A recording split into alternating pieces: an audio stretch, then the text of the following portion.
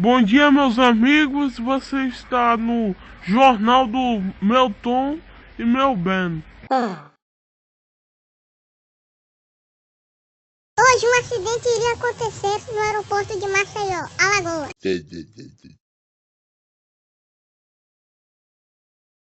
Dois helicópteros estavam taxiando Ia por ele, ponto, outro iria pra pista.